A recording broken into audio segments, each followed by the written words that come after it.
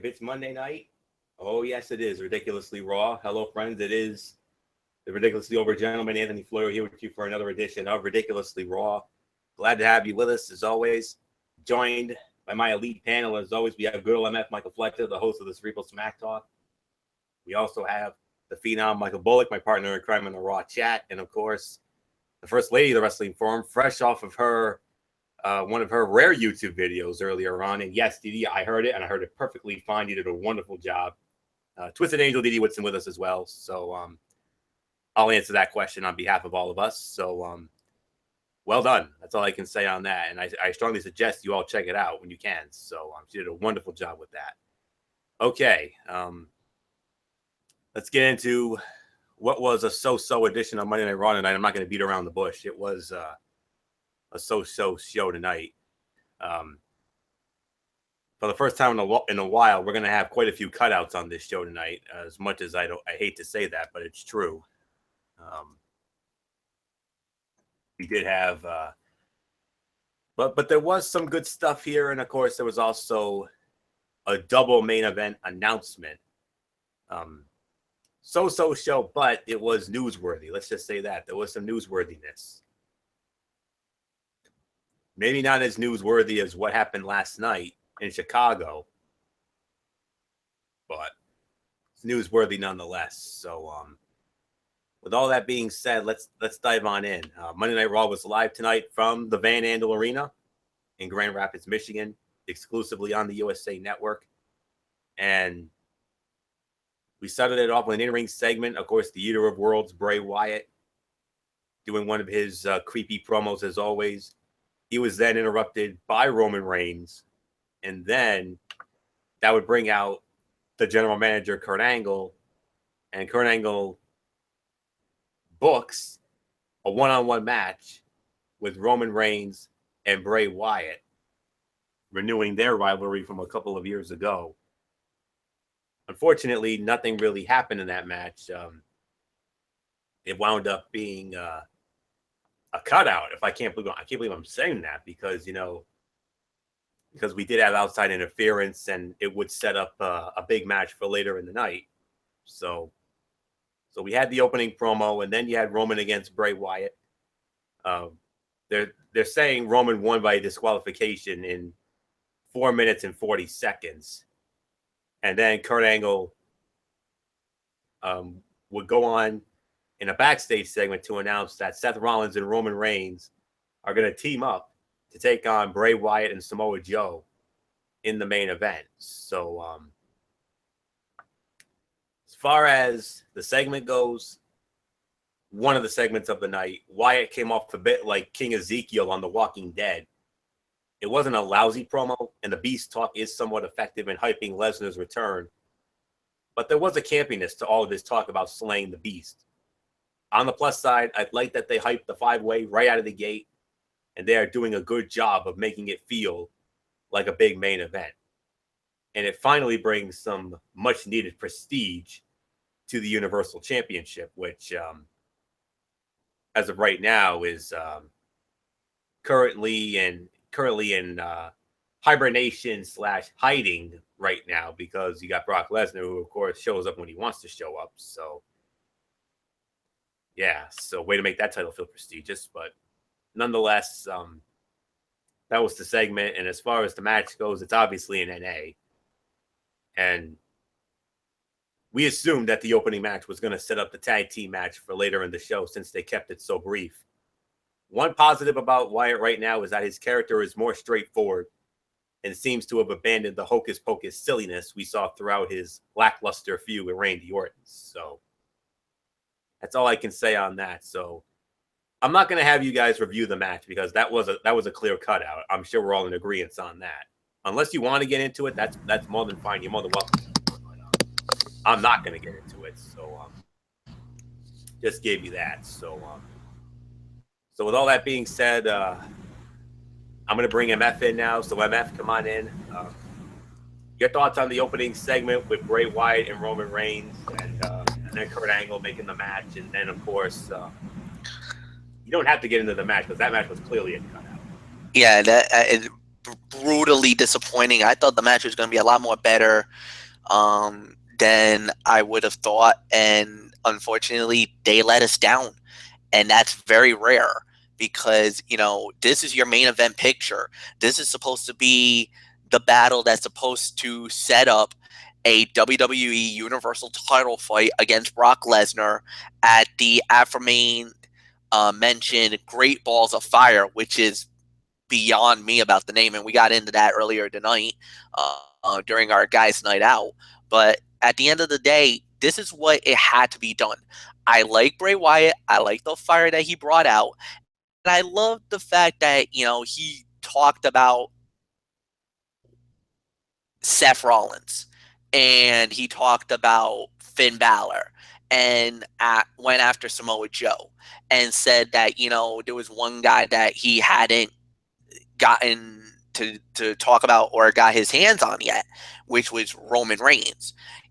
The so-called big dog in the big yard after he wished The Undertaker, which kind of, I know that'll probably rub Michael Bullock the wrong way because, he's still staying from the WrestleMania defeat that made Taker 23-2. There was another moment later in the night that really got me compelled and really interested in, and we'll get into that a little bit later on tonight. But as far as the segment goes, I liked it because, he's out there and he kind of still comes off a little bit heel-like, but, he's a neutral. Let's say that. He's not a good guy. He's not a bad guy. He's kind of neutral. Fans are going to like him. Fans are going to hate him. He's got the John Cena rub. He's the new John Cena of the WWE right now. I think that's fair to say, and nothing else on that. I like what Kurt Angle did making the match. I think that was fair enough. I think that would be great to put the eyes on the screen and the butts in the seats and the whole 9 yards, like we always would say. And it was a thrilling match because on paper, we've seen this rivalry before. Wyatt family versus the Shield. We know these guys are really good, what they can bring to the table. But this time around, it was slow. It was plotty. It really served no purpose. So, major letdown on the fight. A cutout, obviously. I'm not going to get any more. It's going to be a non-rating for me. So, with that, Michael Bullock, come on in and give us your 2 cents. Yeah, I thought it was a good segment to start off this edition of Raw. I mean, Bray Wyatt basically talking about the other competitors in the Fatal 5-Way, and basically he was calling every single one of them victims, from, of course, Seth Rollins to Samoa Joe, Finn Balor, and Roman Reigns, and then of course this brings Roman Reigns out and sort of rekindles the rivalry that the two had 2 years ago, of course, with their match at Battleground, and then of course all culminated with their Hell in a Cell match at Hell in a Cell. So yeah, and then Kurt Angle basically comes out and says, you know what, let's have these two face each other right now. So yeah, so as the match goes, I mean, I agree, it's an NA as well. Yeah, very disappointing to say the very least. I mean, I was expecting something really good out of it, but it really rubbed me the wrong way. But it did lead into what would be a tag team match for the main event later on tonight, where Seth Rollins and Roman Reigns would team up against Samoa Joe and Bray Wyatt. So the segment was good for what it was, and then as far as and the match was just an NA. So nothing else to say. So Twisted Angel, Dee Woodson, come on in. Give us your 2 cents on this opening segment. I think the segment went really well. It was a good storyline builder, a good way of getting yourself, getting everybody excited about um, the upcoming match at the pay per view. Um, as for the match itself that started off the show, I agree, no rating, um, but definitely it set up the match that we had later on in the night. So not much more to say about it. So Floyo, it's yours. All right, fair enough. I believe we started it off. We move on now, and this will be a cutout here. It was a cruiserweight match: Akira Tozawa against Arya Daivari. Akira Tozawa won it in 2 minutes and 5 seconds. I'm not going to beat around the bush. This is definitely a cutout here. No rating to a dud. One of the worst fights of the night. Tozawa got major air on the senton finisher, which looked great live and even cooler on the replay. So that's the only positive about that. So I'm just going to leave it at that. And then we had an interesting matchup here. This was a non-title match. We had the Intercontinental Heavyweight Champion, Lunatic Fringe, Dean Ambrose, versus the gentleman making his Monday Night Raw in-ring debut, the Drifter, Elias Samson. Elias Samson wins the match via disqualification in 9 minutes and 50 seconds after The Miz attacked Samson just so we could get Ambrose disqualified, because as you know, Ambrose and Miz will meet at Extreme Rules for the Intercontinental Heavyweight Championship, and if Dean Ambrose gets disqualified, he loses the title. So with all that being said, MF, let's start it off with you here. Finally, we get the Drifter on Monday Night Raw in an actual match instead of strumming that guitar, even though I kind of find that cool. Yeah, he was strumming that guitar and started singing, laid a little vocals down as well tonight, Florio. Not many people were really happy with the way that they did. All right, fine, whatever. You got some negative heat on that, but that's the character that he is. Nice heel. As far as Dean Ambrose goes, good performance. I think it could have been a lot more better, but whatever. And I love the element that they used at the end, because now that shows Dean Ambrose, you got to really be careful of yourself, because if you get disqualified, you could easily lose the belt. And unfortunately, in my eyes, I think Dean Ambrose is going to lose the belt, because I think that by hook or by crook, I think The Miz is going to find a way to get Ambrose disqualified, and thus he's going to lose the Intercontinental Championship. I think it could be because of Maurice. I think it could be just something that they're going to do something in some way to make it look like The Miz is going to get harmed, and thus that's going to cause Ambrose to lose the Intercontinental Championship, because I don't think Dean Ambrose, I don't think The Miz can beat Ambrose straight up on a one-on-one. I think in this situation, I think The Miz will figure out a way to get Ambrose disqualified and capture the Intercontinental by various means. I think this time around, it's going to be one of those types of situations.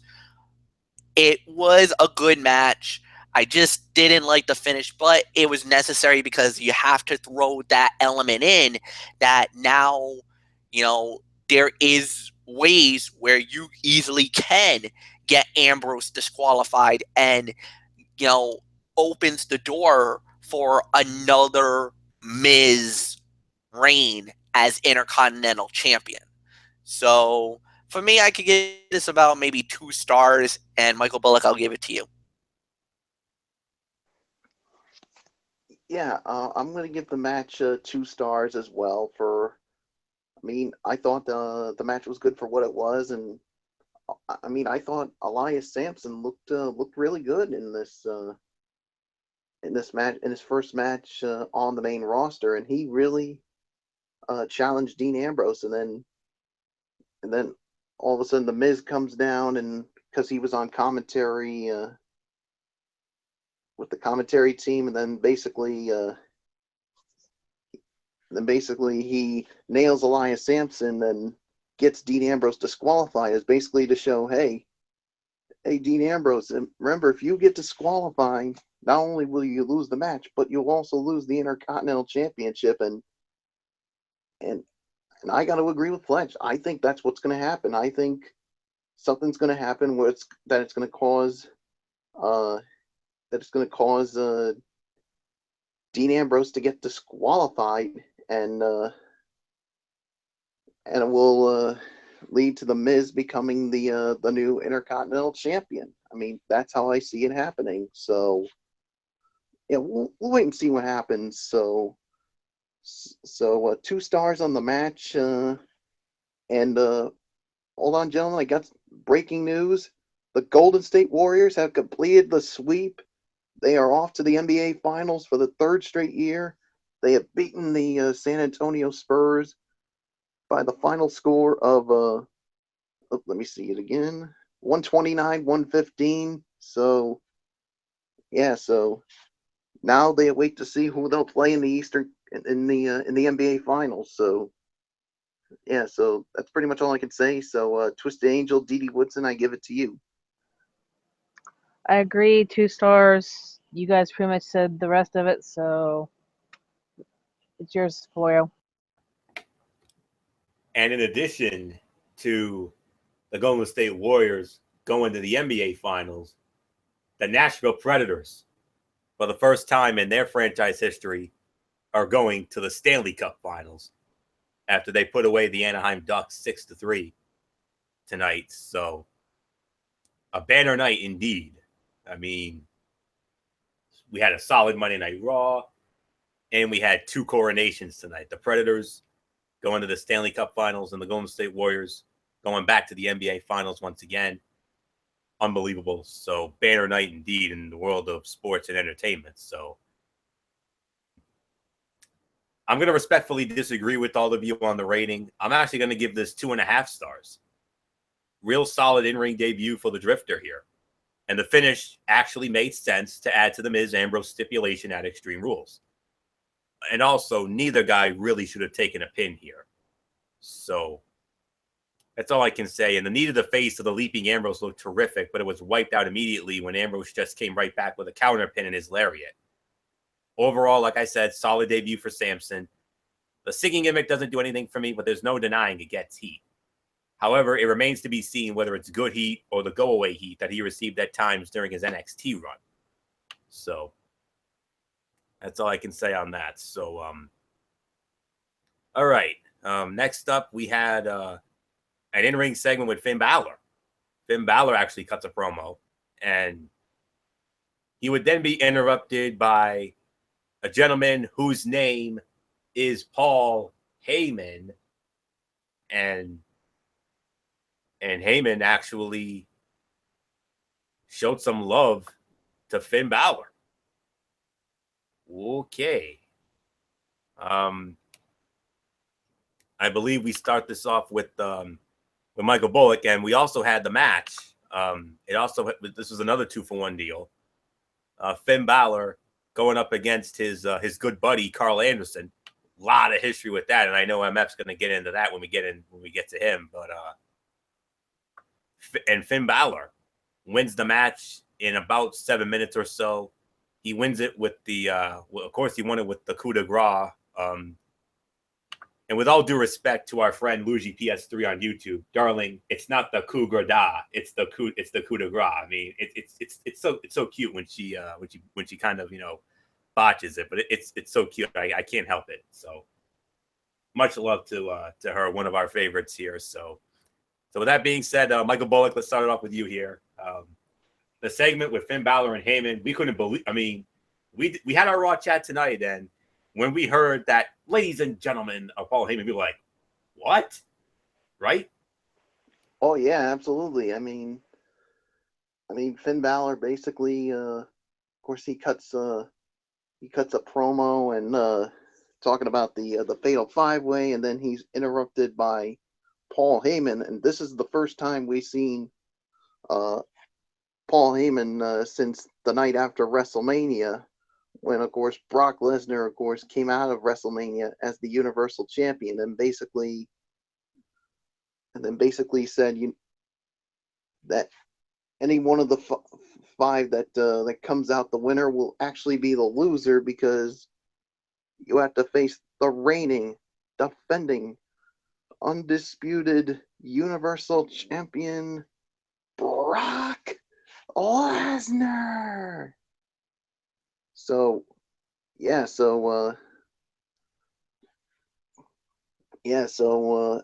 I love the interaction between the two of them.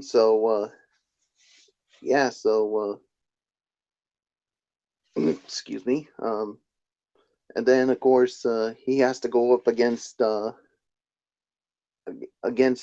Carl Anderson, and the match, I mean, I thought it was a good match for what it was. I'll give it about 2 stars for the effort. Actually, I'll give it about somewhere between 1.5 to 2, even though I'm leaning more towards 2. So yeah, so a good win for Finn Balor to continue that momentum going into that fatal 5-way. So so there's really nothing more for me to say. So Twisted Angel, Dee Dee Whitson, I give it to you. I'm gonna say that this was a fairly good segment. My favorite saying to say when Heyman comes out saying, "My name is Paul Heyman," is I like to say, "My name is Mud," because I can't stand the man, but that's just my personal opinion. He does have his mic skills, and I will give him credit for that. But it was a very good segment, another storyline builder for the 5-way, and even looking ahead to whoever wins this match to face Brock Lesnar. The match itself with Balor and Anderson, it was all right. I know Balor, if he had a better opponent, it would have been, an even better match. But of course, as we all know, these two know each other pretty well, since Balor did used to be part of the club back in one of the other organizations. I'm going to give it 2 stars, and that's about all I'm going to say about it. So, Florio, it's yours. As far as the segment goes, I got to say, by a smidge, this was the segment of the night, because, hello, it's Paul Heyman. Heyman convinced me that we're going to be seeing Brock Lesnar and Finn Balor at the Great Balls of Fire pay-per-view. Of course, it's Heyman, so he could probably convince me next week that Samoa Joe or Bray Wyatt or Seth Rollins would win the 5-way if we took a similar approach with them. However, Finn Balor makes a hell of a lot of sense as the replacement challenger for Braun Strowman. And he's the type of guy who could, without question, gain a lot in defeat with a strong outing against Lesnar. He could gain something in defeat with a strong outing against Lesnar. As far as the match is concerned, may have been a little bit on the shorter side, but I'm actually going to give it 3 stars. I thought it was a very good sprint with a great energy, with Balor gaining momentum with a good win, overcoming the odds. And the match was a little longer and more competitive than I expected, coming off the big buildup from Heyman. But obviously, the right guy went over in the end. So, and of course, you can't help but think about the friendship that all 3 of those guys had. Balor, Anderson, and Gallows. I mean, if you didn't see that outstanding WWE 24 that came out on the WWE Network a week ago, I mean, I've seen it. Bullock's seen it. I'm not sure if MF or Didi has seen it, but Bullock and I can tell you firsthand, it was a phenomenally well done show. And it chronicles the friendship that Finn Balor has with Carl Anderson and Luke Gallows, dating. Okay, Didi said part of it. So, and of course, the friendship that Balor, Anderson, and Gallows have as part of the Bullet Club in Japan. So, and then of course Balor striking up a friendship with Seth Rollins because Seth Rollins was rehabbing his knee at the same time where Balor was rehabbing the shoulder, and they also went inside the surgery. Ooh, was that gruesome to watch? Parental discretion advised. Oh yeah, strongly advised on that. And then the scar, ooh, ranks as one of the worst surgery scars I've ever seen in my life. So that's all I can say on that. So segment of the night by a smidge. That obviously it's because of Heyman and him praising Balor like that. Can you imagine Finn Balor and Brock Lesnar for the Universal Championship at Great Balls of Fire, July 9 in Dallas? Ooh, you thought it was going to be, it's going to be red hot outside in Texas on that day, but it's going to be even hotter inside the American Airlines Center. So, in the match, one of my top fights of the night, solid 3 stars for the effort. So, well done. Well done all around. One of the best 2-for-1s I've had in a long time. So, all right, MF. Paul Heyman praising Finn Balor, and then Finn Balor going up against one of his longtime friends and former partners in Japan. You know the history, against Machine Gun Anderson. So, wonderful 2-for-1. Yeah, wonderful 2-for-1. I'll say this. Paul Heyman putting over Finn Balor was definitely a unique situation, and one that I think a lot of people kind of was head scratching. Like, what's your play, Heyman? What are you going at? What are you trying to do here? To talk about Balor and to say that he's not a victim, that he actually can go toe-to-toe. And the one thing is, it's the wrestling logic. And when I mean like that is because Balor has fought all over the world. He has done the same road that a guy like Paul Heyman would appreciate.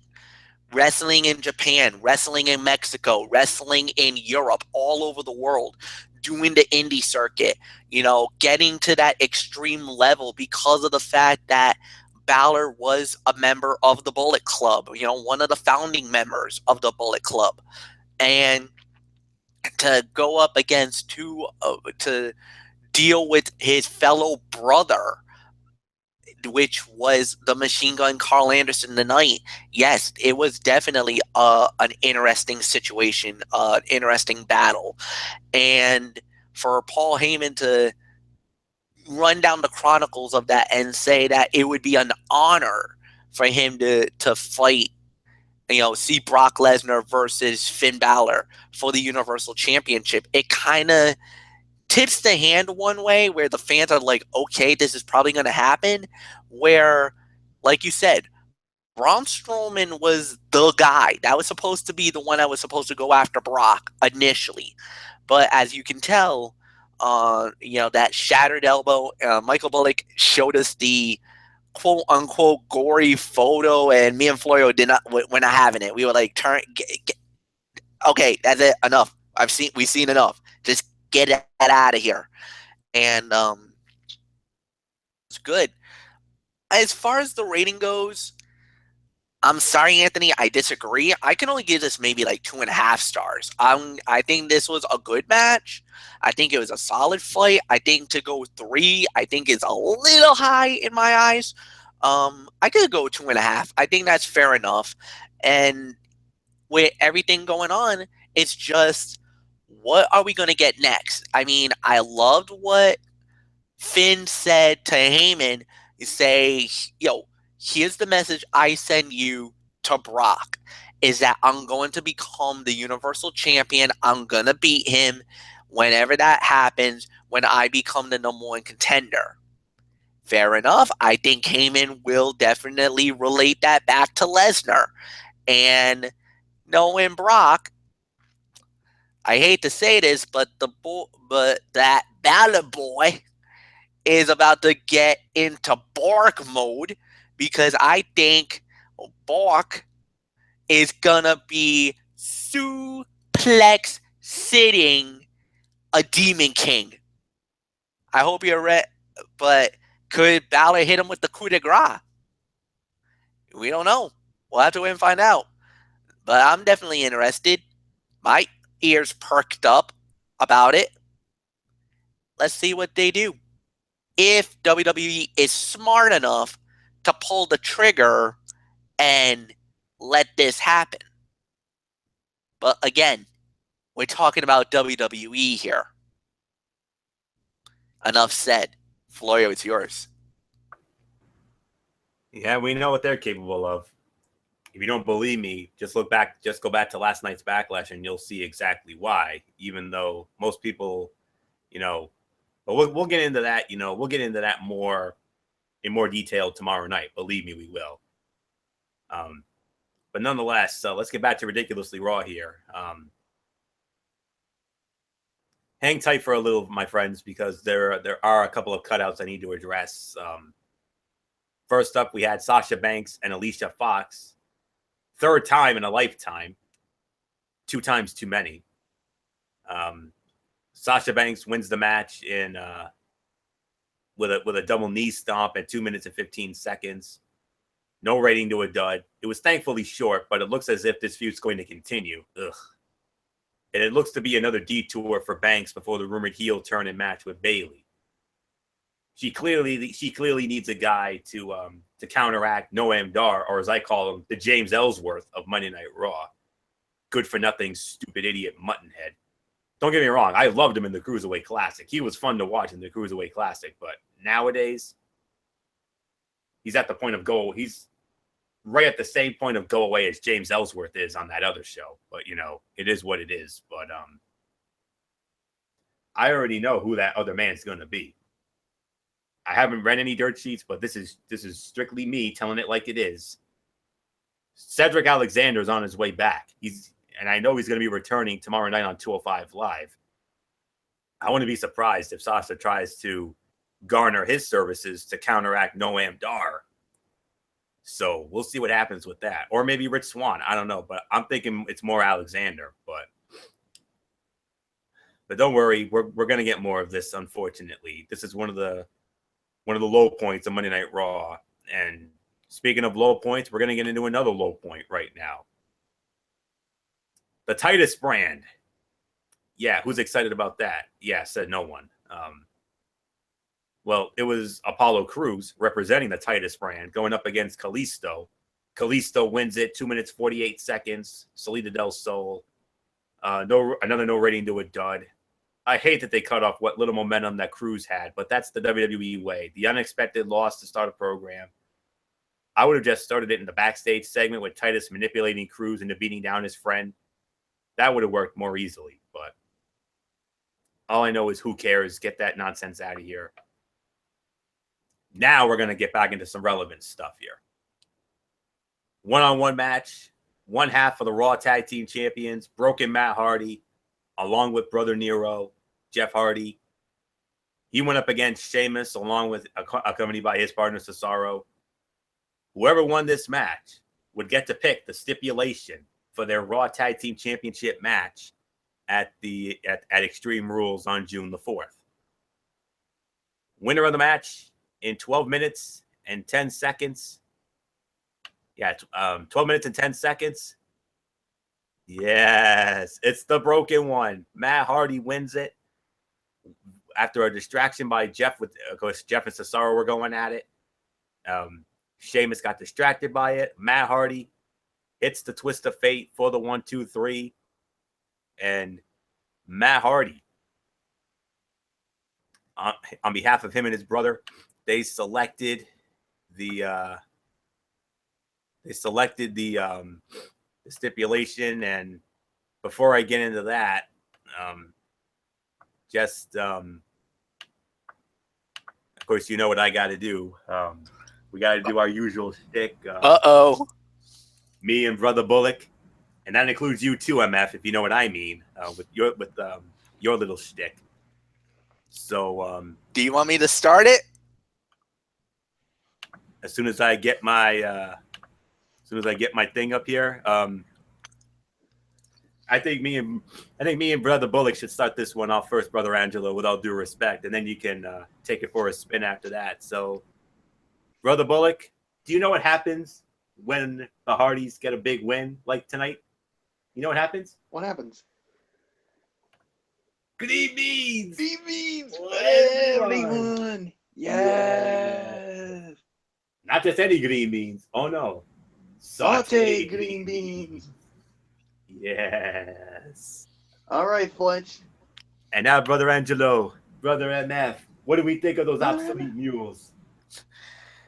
They will fade away and classify themselves as obsolete. Obsolete. Yes. And in all seriousness, with the win tonight, the stipulation for the match at Extreme Rules will be held inside the confines of a steel cage. Oh boy. So the Hardys will face Cesaro and Sheamus for the Raw Tag Team Championship at Extreme Rules inside a steel cage. Didi Woodson, it's time to delete those obsolete mules. Yes. Delete, delete, delete, delete, delete. Starting with Sheamus tonight, we're deleting this team. We're going to delete them again at pay-per-view and continue the reign of the Hardys as the tag team champions. I don't think they're going to give it back to Sheamus and Cesaro. I think the Hardys are going to keep it. As for this match, I thought it was a pretty good match. I'm going to give it 3 stars. Love the idea of the steel cage for the pay-per-view. You know, one of the Hardys' strong points that where both of them have pretty much jumped off the top of it several times. So, and if you go back into some of the footage, I mean, you can see Jeff Hardy standing up atop the cage and the crowd just rising with them. I mean, it's just amazing to watch how the fans are behind this team. So yeah, I'm not going to say too much more about it. Just delete this and go on to the next person. Yes, I hear you, Sister Woodson. I hear you. All right. Let's see. One of the fights on the night for sure. This was another 3-star match. There are some who think Sheamus should have won here, as outside of their attack and heel turn, they've really got nothing during this feud. Good match, good back and forth match, and well, great action throughout. I mean, there definitely was that sense of urgency there, no doubt about it. And then Matt gets the win. Steel cage match, and Didi Woodson makes some great points about some past steel cage matches. I mean, the two that stand out to me, the one where the Hardys won the tag team titles from Edge and Christian, Unforgiven in 2000 in Philadelphia, and then the other in a losing effort, that tag team unification match as part of the 2001 Survivor Series in Greensboro, North Carolina, where Jeff Hardy jumped off the cage and crashed through the tables, allowing the Dudleys, or as we call them, those damn Dudleys, to unify the WCW and WWE Tag Team Championship at the time. So, yeah. So, what will they have in store in this particular steel cage match on June the 4th in Baltimore? Only time will tell. But nonetheless, solid 3 stars. Green beans for everyone. And Bullock and I, we had a lot of fun with this during our Raw chat, and we jokingly said what the stipulation could be if the Hardys won. And we said we wouldn't be surprised if Matt Hardy said a green beans match or a green beans on a pole match. First one who gets to the green beans gets to eat them or use them and stuff them in their opponent's ears or something like that. But Bullock and I had a lot of fun with it. So. Only during our Raw chats. So solid 3 stars though. So Brother MF, Brother Angelo, your thoughts on this latest Broken Brilliance and the steel cage match at the Rules of the Extreme? Yes. Yes, indeed. This is going to be a very interesting, maybe even a delightful evening Yes. But I will say this: we must not overlook those sinister mutton heads known as Cesaro and Sheamus, because of the fact that they have been able to manipulate the situation on more than one occasion. And plus, they are not afraid to pull a couple of rule breaks in their quest to procure gold. Oh, but my friends, you must not know of the brilliance and brilliant minds of Brother Nero and Brother Moore. Because when it comes to a steel cage, 15 feet high, and with no reckless abandons, have always been known to, bring light from above. And I think the best way to say it is the best premonition that we have for that night is that the Broken Hardys will win and successfully defend Vince McMahon's Tag Team Championship of Raw. And on that night, you will hear me, Brother Angelo, once again sing from the heavens that they will fade away and classify themselves as obsolete. Obsolete. Yes. Brother Wonderful. Bullock, step forth and make haste with your thoughts. Wonderful. Will do, brother Fletcher. And yes, I mean, as far as the match goes, this was definitely a 2.5 to 3-star match, and yeah, this was a good match for what it was, and Cesaro, say he tried to get involved, but let's say Cesaro got deleted by brother Nero, and this victory by Matt Hardy was delightful, wonderful. Yeah. Yes. Nothing else to say. Brother Florio, it's yours, my brother. Yes. Wonderful, boy. Wonderful indeed. And you noticed, as the beautiful Charlie Caruso was interviewing the Hardys to set up the stipulation, you noticed Matt Hardy did it. He did the yes. You heard it. It's coming. It's coming, friends. It's coming sooner than you think. We're going to get the Broken Brilliance in the WWE soon enough. But until then, we'll whet your appetites with our own Broken Brilliance. Yes. So, with all that being said, let's move on to our next match. Another cruiserweight match. Austin Aries against the Premier Athlete, Tony Nese.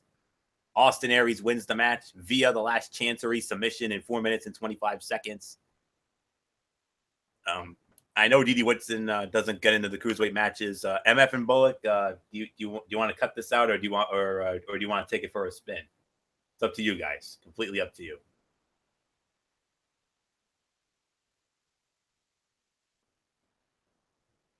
All right. I'll take it. I'll take it that they want to make this a cutout. So, all right. No worries. You can make it a cutout, but here's the thing, though. I thought for the time given, it was a solid match. I'm actually going to give it 2.5 stars for the effort. I mean, they did have a chance to add some depth to Aries' game and have him win with a different submission, but opted to play it safe with the last Chancery. I feel having Aries picking up a win here and say tomorrow with some new holds would have really helped the pay-per-view match. Because outside of the last Chancery and the Rings of Saturn, the crowd is unlikely to buy into any other submissions. Because it was announced that at Extreme Rules, Adrian Neville will defend the Cruiserweight Championship against Austin Aries in a submission match. So we'll read into that what you will. And then believe it or not, we had another cutout, and it involved, of all people, your Raw Women's Champion Alexa Bliss against Mickie James. And Alexa Bliss wins the match with a DDT finisher in about 3 minutes. 2 stars. I mean, it was okay for the most part, but never got locked in. Part of it was that they were rushed, but the right person won heading into the pay-per-view. And they just don't seem to work together all that well, if I'm being honest. So, not a good night for the Raw women. Even though this was the better of the 2 matches, but yeah, you could hear a pin drop in that one. So, so there you go. And then Bayley came out and didn't really do anything with that. So, not really good progression going into that Singapore Kane on a pole match. And then we had our main event. Roman Reigns, Seth Rollins, Bray Wyatt, and Samoa Joe.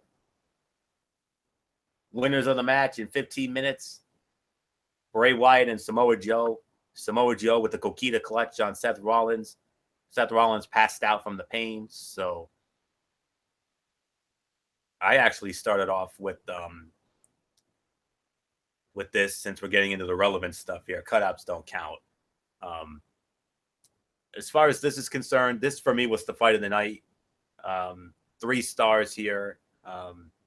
Solid television main event with a pleasing outcome, and that the heels needed the win more than the baby faces. And it was a very good main event, with it really picking up in the second half and doing good work and continuing to set up Extreme Rules, Fatal 5-Way. And following the match, there was a backstage segment with Kurt Angle and Finn Balor, and Finn Balor says, "I want to be in this. Don't leave me out of the fun." So Kurt Angle makes not one but 2 huge main events for our Memorial Day edition of Raw next Monday night. Finn Balor will square off against Samoa Joe and Bray Wyatt in a triple threat match. But wait, there's more. 1-on-1, Roman Reigns and Seth Rollins. My Lord. How about that? So, double main event for Memorial Day next Monday night. So, with that being said, solid 3 stars, and this to me was my fight of the night. So, MF, your thoughts on the main event, and perhaps an early thought on our double main event for next Monday night? Yeah, no doubt about it. A solid main event, 3 stars. I agree with everything you said about that. As far as the match goes, first off, for Roman and Seth Rollins, that had to happen, especially as you noticed there was dissension among the ranks, especially towards the end of the match. So they had to hook on that. They had to play the bait on that and play it out as it goes. So I got nothing wrong with that. As far as the triple threat match, I like the fact because Finn Balor was like, hey, look, I liked what happened. I think it was cool. I enjoyed it, but I want to fight. I need to be involved one way or another. So Angle was like, all right, you want to be involved. I'll throw you right into a double, in a triple threat fight. You can fight Bray Wyatt. You can fight Samoa Joe. And we'll see how you come out of that. And for Angle to say, you know what, I must be the best GM right now, is true, it's damn true. Well, I can't disagree with it. He's done an incredible job up to this point. It's just, what can you bring to the table, or what can you do next that's going to be more epic? So at the end of the day, yes, it was great. Yes, it was good. Now it's just, what do you do next? So 3 stars, fight of the night, no doubt about it. Michael Bullock, it's yours. Yeah, a 3-star match, and this was definitely a solid main event. I agree with everything you guys have said. And as far as the matches for next week, I mean, definitely going to be interesting with the Roman Reigns against Seth Rollins. I mean, we've seen these 2 go at it before, and then of course the triple threat match. I mean, Finn Balor versus Samoa Joe versus Bray Wyatt. I'm definitely going to have a lot of interest in that match too. So nothing else to say. So Twisted Angel, Dee Woodson, I give it to you. I totally agree. With everything y'all said. Definitely 3 stars. 5 of the night. Yeah. So I'm not going to add anything else to it. So move on. All right, overall review for Monday Night Raw. MF, let's kick it off with you here. Overall thoughts on this Monday Night Raw. Definite, maybe not the best Raw, but it was definitely a very newsworthy and interesting show, like it has been. That's been the theme of this year so far. I'll say this. I could give this maybe like a 6 out of 10. I think that's probably going to be a generous rating for me because, like you said, it wasn't the best Raw, but I'll give it for what it's worth. The newsworthiness has been good. So for me, 6 out of 10. Fair enough. Michael Bullock, I'll give it to you. I agree. I mean, I think this was a 6 out of 10. I mean, it was a good but not great edition of Monday Night Raw. I mean, yeah, we didn't have a lot of cutouts, but the thing is, this was a newsworthy edition of Monday Night Raw. I mean, we got more matches up for Extreme Rules, so yeah, so there's nothing else to say. So, Twisted Angel, Dee Woodson, your overall thoughts on the show? Yeah, I agree. Definitely 6 out of 10. Hoping next week will end up being a better Raw with our double main event and the everything leading up on the holiday here to the upcoming pay-per-view. So not much more to say about it. So good night, guys. See you tomorrow.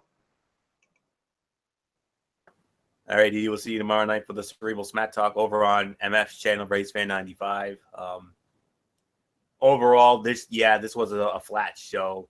It was a wrestling-heavy show with minimal storyline progression in most cases. But on the plus side, the hype for the Extreme Rules event was consistent and especially strong from the main event. 6 out of 10. I mean, if I were to go higher, the highest I could absolutely go would be 7. But it's between 6 and 7 out of 10 for me. Raw has been a stronger show the last few weeks, dropping a lot of the filler and keeping a great focus on the Extreme Rules pay-per-view, and in particular, the Big Fatal 5-Way. They also continued building to Miz Ambrose, Bayley and Bliss, Neville and Aries, and the Hardys and Sheamus and Cesaro. And you even have kickoff match potential with Kalisto and Cruz and Goldust and Truth being built. Raw is still far from a great show or must-see television, but I thought this week's was,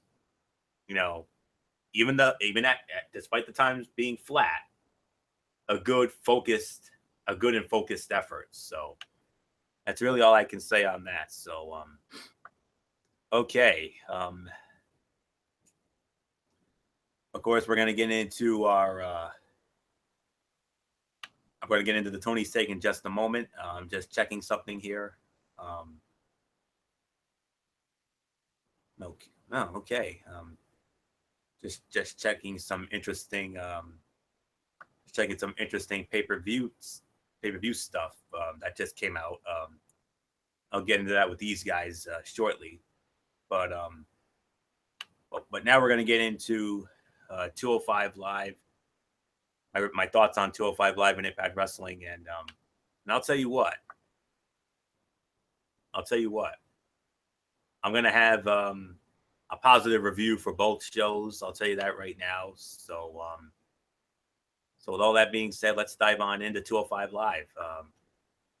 We had Noam Dar squaring off against Grand Metalik. Noam Dar won it in 8 minutes and 55 seconds. 2 3/4 stars. Pretty good match overall. Better than the main event match from last week, with Metalik selling Dar's offense well before losing. I really wish they would have booked Metalik against someone he could have really shown off his repertoire against. But then again, I'm just happy he made it back to 205 Live. Dar picks up another win.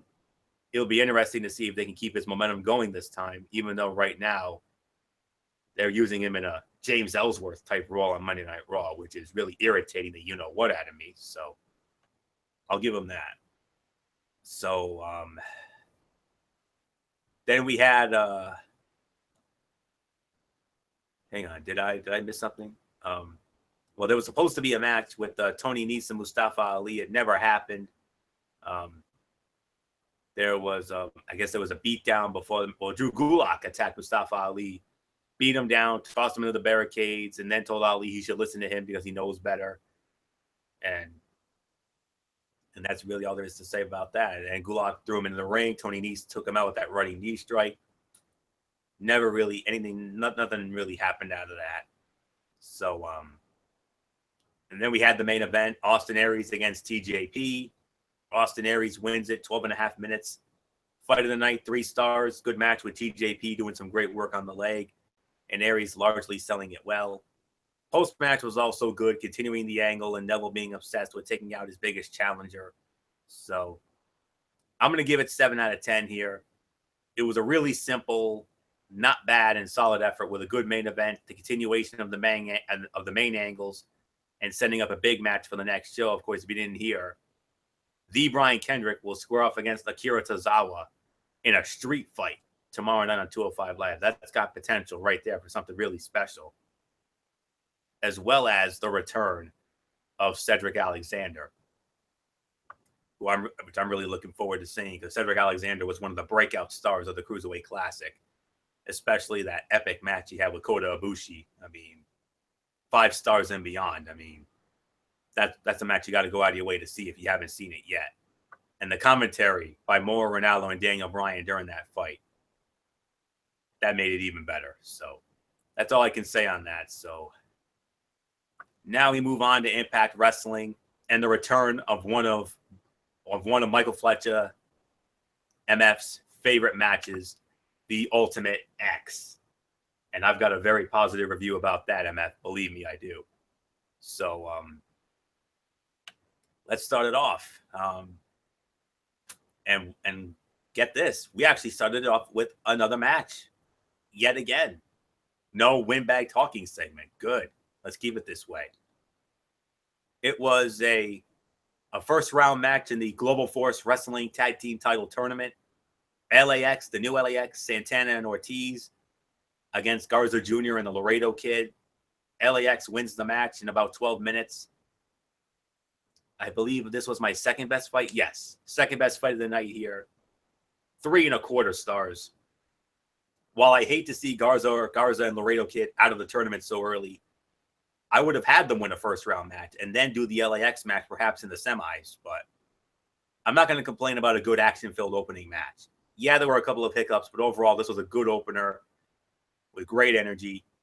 LAX had to use all of their tricks to put away Garza and Kid and continue to dominate the tag team scene and Impact by using their numbers advantage. I'd love to see a longer form rematch down the line. Well done. And then we had Braxton Sutter squaring off against Congo Kong. Congo Kong wins the match in 3 minutes and 21 seconds. I'm actually going to give it 2 stars. It was a solid little sprint, continuing the angle and also continuing Kong's dominance. And there's going to be a big mixed intergender match down the line. Congo Kong with Sienna and KM going up against Braxton Sutter, Mahabali Shira, who got involved towards the end of the match, and Ali. So that should be an interesting 6-person mixed tag. I believe that's going to go down next week. Then we had one of the big main events of the show, Cowboy James Storm against Ethan Carter III. Cowboy James Storm wins the bout via disqualification in 12.5 minutes. Third best fight of the night. I can only give it 2.5 stars. Overall average match, really lacking the fire to follow up last week's vicious beating from EC3. It really felt like they shot this violent angle and then said, let's settle this in a fair and square grappling contest. If you're going to beat the snot out of a guy like EC3 did to Storm last week, you need to follow up with some strong aggression. I never felt like Storm was out for blood there. So that's really all I can say on that. Then we had Sienna defending the Global Force Wrestling Women's Championship against ODB. Sienna won the match in 2 minutes and 45 seconds. Far and away the worst fight of the night. No rating to a dud. Yeah, why was ODB getting a title shot there? She recently lost the title match to Rosemary. Was it just good job, good effort, have another title shot? It would be awesome if they explained this or even made people earn title shots. I'd even buy Karen Jarrett coming out and saying Sienna is disrespecting the title. So she signed former 4-time Knockouts champion ODB to get the title off of her. As for the match, the best I can say is that at least it was short, and I would kill for them to actually book Sienna with some quality opponents. And then yet more nonsense with Josh Matthews and Jeremy Borash. Jeremy Borash is off suspension. He's back. And guess who else is also back? The Joseph Park character is back. And Borash laid out the challenge. Well, Joseph Park laid out the challenge. Joseph Park and Jeremy Borash will square off against Josh Matthews and a mystery partner of Matthews' choosing at the Slammiversary pay-per-view. Oh, the insanity continues, and it will take up a pay-per-view spot. Still not a good angle. And then here we go. This is it. This is the big one. Ultimate X for the X Division Championship. Low key, Trevor Lee, Andrew Everett, Ultimate X. Winner of the match in 14 minutes and 40 seconds. And still the X Division champion. It's low key. Fight of the night, 3 3/4 to 4 stars. I really enjoyed Key and Lee's interaction here. I hope we get an extended singles match between the two. Overall, very good main event, but the first half with the rinse and repeat of Key being sent to the floor did become very repetitive and annoying. Typical cliche triple threat booking. I was hoping for a bit more drama around the finish and climax of the bout, but did think the final moments and Key's selling of the hand was good stuff. If they had built in a little more drama beforehand and really made me question who was going to win, this would have been great. But it's still worth your time, though. 3 3/4 to 4, fight of the night. 7 out of 10 is the overall review. This edition of Impact was a good show and a definite improvement from the last show. Overall, this show had a better sense of purpose with a good opener and a very good main event. They advanced some of the pre-existing angles and also did some nice setup for next week, including Kong and KM versus Sutter and Shira, EC3 versus Storm versus Magnus, as well as a mixed tag with Alicia and Eddie Edwards against Davey Richards and Angelina Love. Matthews continues to be damaging and a detriment to the programming.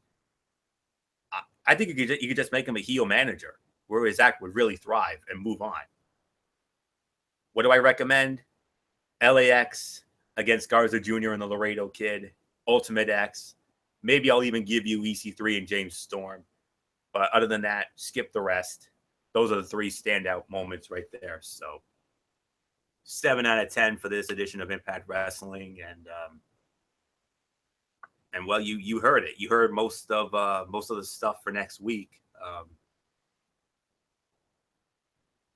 I'm gonna get more on this in just a moment, courtesy of the spoiler report. All right. Like I said, if there's anything I missed or if anything was off, I apologize. Bruce Pritchard's going to cut a promo.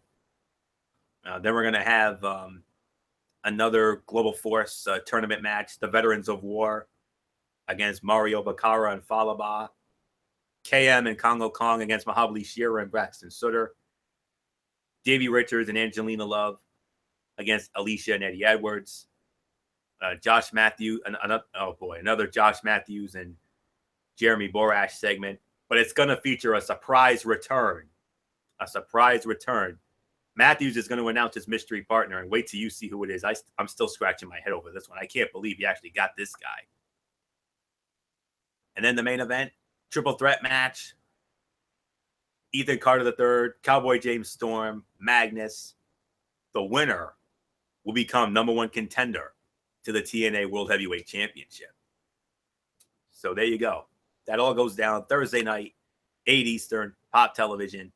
check your local listings. So that's it. That puts the bow on this edition of Ridiculously Raw. We want to thank you all so very much for tuning in. We're going to do our shout outs now. So MF, Bullock, whoever wants it first, just take it, and then I'll set up the future content. And we have the docket for Strictly Sports coming up. So MF, it's all yours. Yes, indeed. And first off, I want to say thank you to all the great fans out there to make the show as awesome as it is. As always, you guys are the best fans in the world. Major shout out to everybody involved, from the super fans to the 2184 crew to the friends in junior high and high school days. And tomorrow is another edition of the Cerebral Smack Talk. SmackDown Live. We got some NXT as we're going to be, for the first time ever, talking about NXT TakeOver Chicago.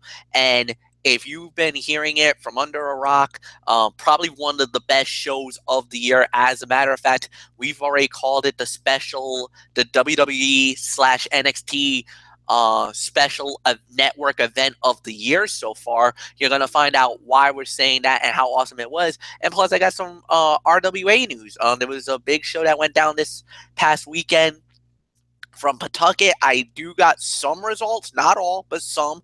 And there was a crowning of some new champions on that show. So we're going to get into that as they are on the road to Legacy. It's going to start at 10:30 p.m. Eastern Time on BravesFan 95 on YouTube.com. So until then, you know the routine. Hugs and hand pounds. I'm out. Good night. Michael Bullock, it's all yours, my friend. All right. Of course, special shout outs to all of our tremendous fans and viewers out there who continue to support our shows, whether it's this or the Cerebral Smack Talk or Strictly Sports. It doesn't matter. We thank you all so very much for tuning in, of course. I mean, shout outs to, of course, to our Twisted Angel, Dee Woodson, and of course to the rest of the Woodson family and our other super fans, Matt Ward and Jason Hixenbaugh. Shout out to all of our friends from high school days. You guys know who you are. So there's really nothing more to say. So until tomorrow night for the Cerebral Smack Talk, this is the Phenom Mike Bullock saying thank you all so very much for tuning in. Of course, you know the routine. Thumbs up. Talk to you later. Yeah, throw to Fortune 4 style. Bye for now, and enjoy the rest of your night, everyone. So, Florio, take us home. Yeah, we'll do, Bullock. Of course, special shout out to all of our tremendous fans and viewers out there who continue to make our shows as over as they are. We appreciate it as always. You are the best fans in the world.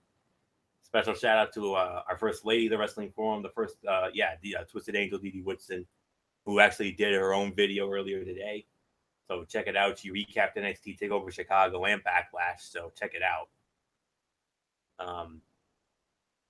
Of course, Kevin Woodson and the rest of the Woodson family. Matt Ward, Jason Hixenbaugh, Daniel Lachelle from the UK. Our other first ladies, Kaiser Butler, Megan Silva, and Lexi Calloway. Our crew members, Tommy Souza, Eric Carrier, Jimmy Alden, operators, and Rob Parsons. And of course, the man who puts it all together, the one and only hardcore pipe bomb, Derek Ferreira. And I'll save the rest of my shout outs for Friday night. Tomorrow night, 10:30, Cerebral Smack Talk. We'll review SmackDown Live. And it was already announced that the new WWE champion, Jinder Mahal, is going to have a Punjabi celebration. So I'm not at all surprised about that. So we'll review that and all the fallout from Backlash on SmackDown Live. And of course, Mikey's Mindset will have that as well. And then Friday night, Strictly Sports. We have the docket as released by Derek Ferreira a short time ago. And here we go. This is as follows. We're going to recap the NBA draft lottery. We will also have the latest on Conor McGregor and Floyd Mayweather. That's an MF segment right there. The Pawtucket Red Sox. Looks like they're going to be getting a new stadium in Pawtucket. We're going to get into that. We'll also have a preview of the Stanley Cup Finals, because the Stanley Cup final matchup will be set beforehand. And maybe an NBA Finals preview. I don't know. We'll see. It depends on how that goes. Well, we got one half of that filled as the Golden State Warriors, like Michael Bullock reported, Golden State Warriors going back to the NBA Finals, taking care of the San Antonio Spurs tonight. But we just have to wait to see who comes out of the East. And then we'll also have our MLB Power Rankings. So I can guarantee all of that. The only thing we can't guarantee is the NBA Finals preview. It'll depend on how the East Final goes. If it ends before Friday, then we'll do it. But if not, then we'll have to scratch that. But we'll recap the draft, the NBA draft lottery. We'll talk about Conor McGregor and Floyd Mayweather, the Paw Sox new stadium deal. We'll definitely preview the Stanley Cup Finals because that will be set regardless of what happens in the East. Of course, the Nashville Predators, first entrant into the Stanley Cup Finals. It'll either be against the Pittsburgh Penguins or the Ottawa Senators. Pittsburgh has a chance to put away Ottawa tomorrow night. Or if not, then we'll have a Game 7 on Thursday. So, and then we'll also have the MLB Power Rankings. We'll see about the NBA Finals, though. That's the only downside. So that's it. So until tomorrow night for the Cerebral Smack Talk, it's the ridiculously over gentleman Anthony Florio here. For good old MF Michael Fletcher, for the phenom Michael Bullock, and in spirit, the Twisted Angel Didi Woodson, and the Hardcore Pipe, I'm Derek Ferreira. You know the routine, everybody. Thumbs up. Talk to you later. Yeah, throw it up Fortune 4 style. Bye for now, my friends. God bless. Be good to each other. Have a blessed Tuesday. And until tomorrow night at 10:30 for the Cerebral Smack Talk over on MF's channel, Race Fan 95. You've been watching Ridiculously Raw right here on the Zone 25 on YouTube.com. And remember, no matter what anyone tells you, wrestling is indeed actually real. Good night, everybody.